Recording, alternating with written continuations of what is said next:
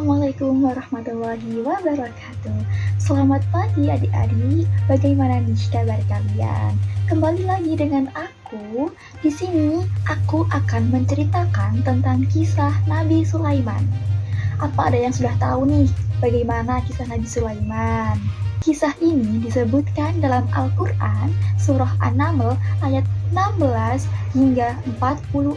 Nabi Sulaiman adalah raja segala makhluk. Dalam kisah ini diceritakan bahwa Nabi Sulaiman berhasil menundukkan penguasa negeri Sabah, yaitu bernama Ratu Balqis.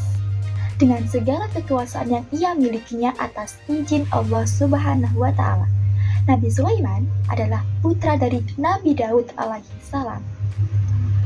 Beliau mewarisi kerajaan ayahnya dan mendapat gelar kenabian. Allah juga memberikan beberapa kemukjizatan kepada Nabi Sulaiman. Di antaranya, seperti yang disebutkan dalam surah An-Naml ayat 17 yang berbunyi, dan untuk Sulaiman dikumpulkan bala tentaranya dari jin, manusia, dan burung, lalu mereka berbaris dengan tertib. Pada suatu hari, Nabi Sulaiman dan bala tentaranya melakukan perjalanan. Sampailah mereka di lembah yang banyak semutnya. Namun, tidak ada yang menyadari kecuali Nabi Sulaiman.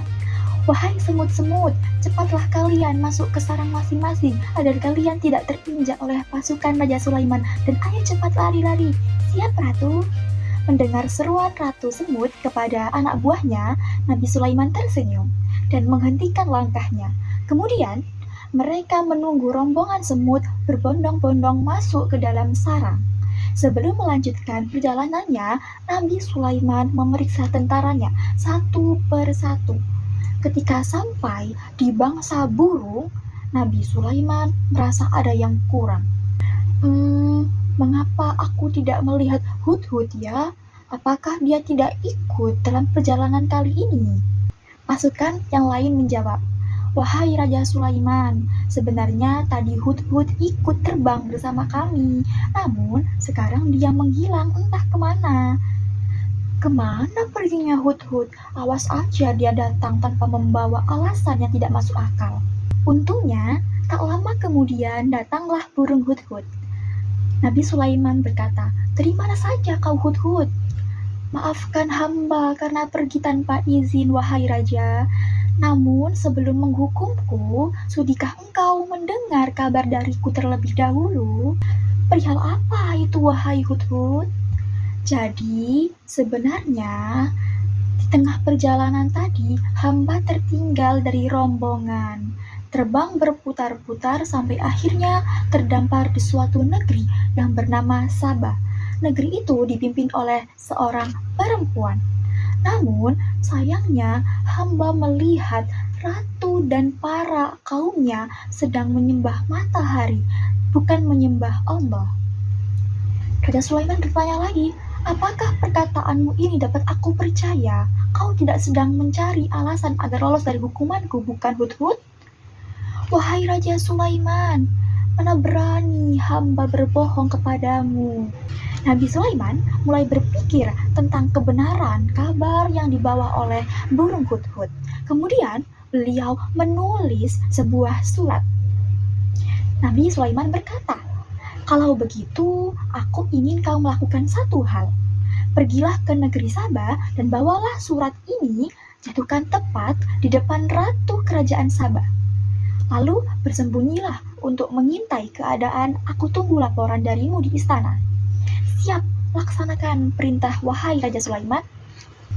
Terbanglah burung Hudhud ke negeri Sabah dengan membawa surat.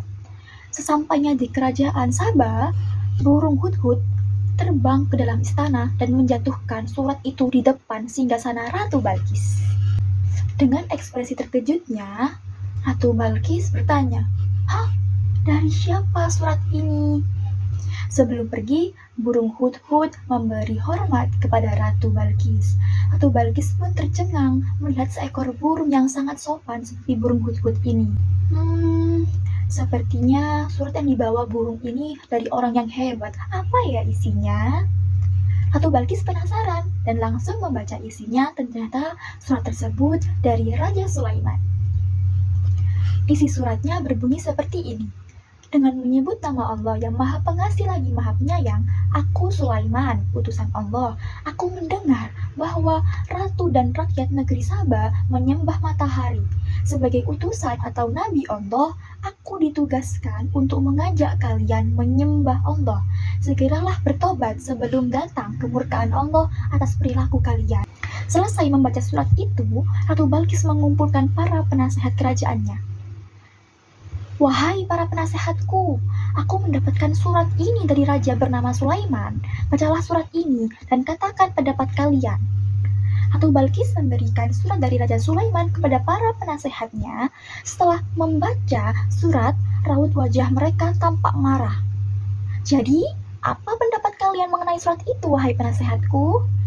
Penasehat pertama menjawab, sepertinya Raja Sulaiman mengajak kita untuk berperang. Kita jangan tunduk kepadanya, wahai sang ratu. Penasehat kedua menjawab juga, jika kita tidak mau menuruti perintahnya, pasti dia akan memerangi kerajaan Saba. Namun, jangan khawatir, wahai ratu. Pasukan kita siap jika harus berperang melawannya. Prajurit yang ketiga juga pun menjawab, yang hamba pernah dengar, beliau adalah seorang raja yang memiliki kekuasaan tidak terbatas. Manusia, jin, dan bangsa burung juga tunduk kepadanya. Semua keputusan kami serahkan kepadamu, wahai Ratu Balkis. Ratu Balkis mulai berpikir, bagaimana ya cara untuk menghadapi Raja Sulaiman yang tidak mau bertindak gegabah, apalagi musuhnya kali ini bukan orang yang sembarangan. Ratu Balkis berbicara lagi kepada penasehatnya, wahai penasehat, aku ada ide. Besok aku akan mengirimkan hadiah yang banyak dan mewah-mewah untuk Raja Sulaiman. Kita lihat bagaimana tanggapannya, siapa tahu beliau berubah pikiran. Keesokan harinya, utusan Ratu Balkis berangkat menuju istana Raja Sulaiman di Palestina. Sambil membawa hadiah yang banyak dan mewah-mewah, sesampainya para utusan Ratu Balkis di hadapan Raja Sulaiman. Tetapi apa yang Raja Sulaiman jawab adalah di luar ekspektasi para penasehat Ratu Balkis. Yakni yang Raja Sulaiman jawab adalah, aku tidak perlu semua hadiah-hadiah ini. Apa yang Allah berikan kepadaku lebih dari semua ini. Pulanglah kalian. Katakan kepada Ratu Balkis, apabila dia dan rakyat Saba tidak mau menyembah Allah, maka aku dan bala tentaraku yang akan menghancurkan kalian-kalian. Jawab sang utusan Ratu Balkis, baik wahai Raja Sulaiman, akan kami sampaikan pesanmu kepada ratu kami. Kedua utusan itu pulang ke negerinya dengan perasaan sedih dan takut. Mereka segera melaporkan apa yang terjadi dan pesan dari Raja Sulaiman. Kemudian, Ratu Balkis mencari cara lain untuk menghadapi Raja Sulaiman. Ratu Balkis berkata, wahai penasehatku, siapkan pengawal untukku. Aku harus turun tangan langsung kali ini untuk menemui Raja Sulaiman. Tak jauh dari istana, tampak burung hudhud mendengar percakapan mereka. Ia segera terbang ke Palestina untuk melaporkan apa yang didengarnya kepada Raja Sulaiman. Nabi Sulaiman mendapat laporan dari burung hudhud dan segera menyiapkan sebuah rencana untuk menyambut kedatangan Ratu Balkis. Raja Sulaiman bertanya kepada para prajuritnya, wahai para prajuritku, siapakah di antara kalian yang sanggup membawa singgasana Ratu Balkis di hadapanku sekarang juga? Prajurit pertama menjawab, hamba bisa melakukannya, wahai Raja Sulaiman. Raja Sulaiman bertanya lagi, seberapa cepat engkau bisa melakukannya? Prajuritnya tadi menjawab, sebelum engkau berdiri dari duduk, singgasana Ratu Balkis akan hamba bawa ke sini. Prajurit kedua juga menjawab, wahai Raja Sulaiman, hamba juga bisa melakukannya sebelum engkau berkedip. Lakukanlah, jawab sang Raja Sulaiman. Seketika itu juga singgasana Ratu Balkis hadir di hadapan Nabi Sulaiman. Subhanallah, inilah karunia dari Allah untuk mengujiku. Apakah aku bersyukur atau malah mengingkari nikmatnya? Seperti yang disebutkan dalam Al-Quran surah An-Naml ayat 40, barang siapa yang bersyukur, maka sesungguhnya dia bersyukur untuk kebaikan dirinya sendiri. Dan barang siapa ia ingkar, maka sesungguhnya Tuhanku Maha Kaya dan Maha Mulia. Sulaiman berkata kepada para prajuritnya, ubahlah sedikit bagian dari singgasana ini, kita akan lihat apakah Ratu Balkis masih mengenalinya atau tidak. Satu lagi, ubahlah lantai istana ini berlapis kaca dan terdapat ikan-ikan di bawahnya. Prajuritnya menjawab, akan kami laksanakan, wahai Raja Sulaiman. Nabi Sulaiman menyambut Ratu Balkis dan rombongannya di depan pintu istana. Kemudian diperlihatkan kepadanya sebuah singgasana. Raja Sulaiman berkata, selamat datang di istanaku, wahai Ratu Balkis. Silakan duduk terlebih dahulu. Ratu Balkis duduk di singgasana, lalu ia pun merasa ada yang aneh. Raja Sulaiman berkata, seperti inikah singgasanamu? Ratu Balkis menjawab, iya, ini sungguh persis dengan yang aku miliki. Wah, tapi tidak mungkin. Tadi sebelum aku pergi, aku melihat singgasanaku masih ada pada tempatnya. Aha, aku sedikit banyak mengetahui tentang kehebatanmu, wahai Nabi Sulaiman. Raja Sulaiman menjawab, masuklah ke dalam istanaku, wahai Ratu Balkis. Ratu Balkis tidak henti-hentinya mengagumi keindahan istana Raja Sulaiman. Lalu pandangannya tertuju pada lantai jernih seperti kolam ikan yang di tempatnya berpijak. Seketika itu, ia mengangkat sedikit jubahnya. Raja Sulaiman berkata, wahai Ratu, tidak usah khawatir jubahmu akan basah. Itu hanya lantai yang terbuat dari batu berlapiskan kaca. Ratu Balkis menjawab, benar juga. Wah, semuanya ini sungguh indah sekali.